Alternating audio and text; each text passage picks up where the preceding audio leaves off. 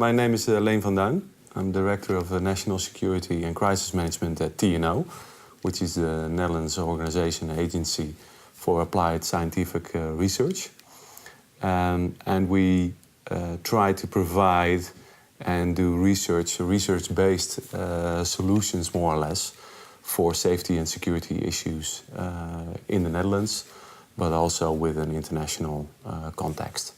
We work with policymakers, but also with actors which are active in safety and security in the Netherlands, but also abroad. So think about the police department, intel organizations, but also the fire department, municipalities, and now we also try to work together with international police organizations like Europol, Interpol.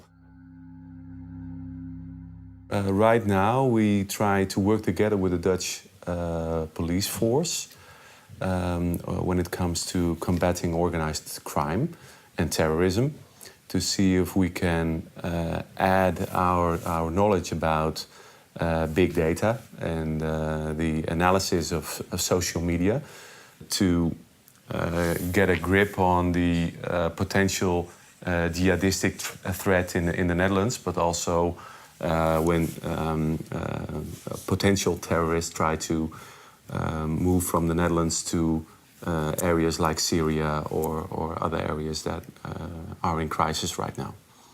It's more like cyber-related, dark web based information, which is mostly anonymous. But when you look at like the networks, the Tor networks, and the information that goes around there, in my view, government agencies or police forces find it difficult to get a good grip on those sorts of information.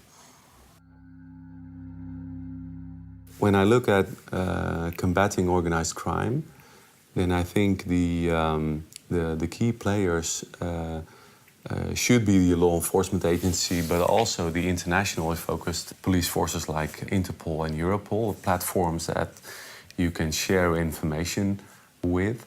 Human trafficking, but also cybercrime or drug trafficking, arms trading. Those are all international focused sorts of organized crime.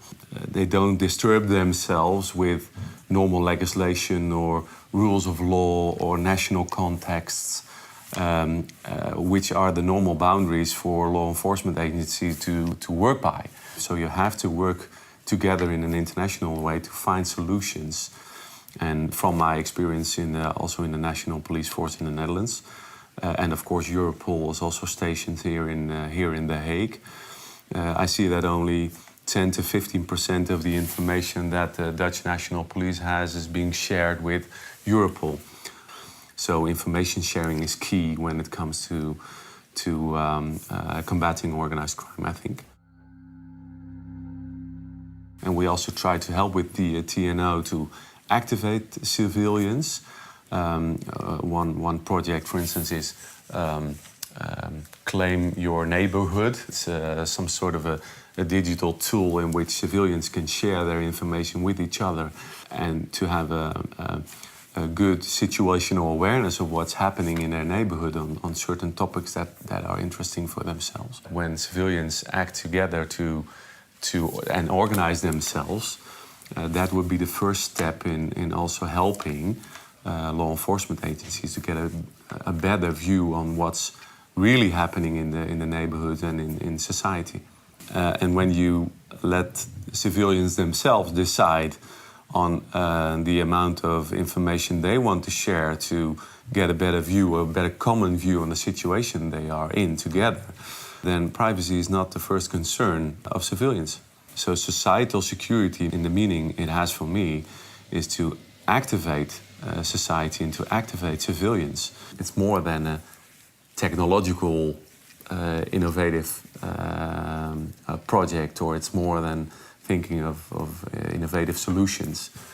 Because if you don't change the culture of viewing what are the key elements in societal security, you can innovate a lot, but nothing will change in the way government and law enforcement will work together with the civilians themselves.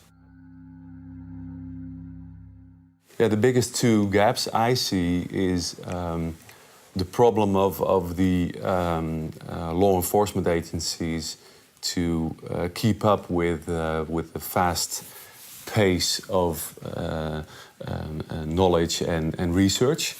I think the gap between law enforcement and society itself is getting larger.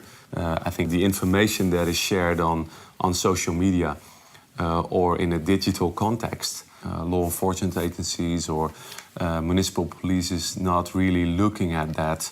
They are still acting in the physical world, I think 80% of the time, and only for maybe 20% in the digital society, which is present, which gives a lot of opportunity and a lot of also criminality. And the second gap I see is from when you look at the research organizations like TNO or the big projects that are done in the European context or otherwise, that the dissemination of knowledge that has been found or has been made doesn't normally find their way to the organizations that can benefit from it.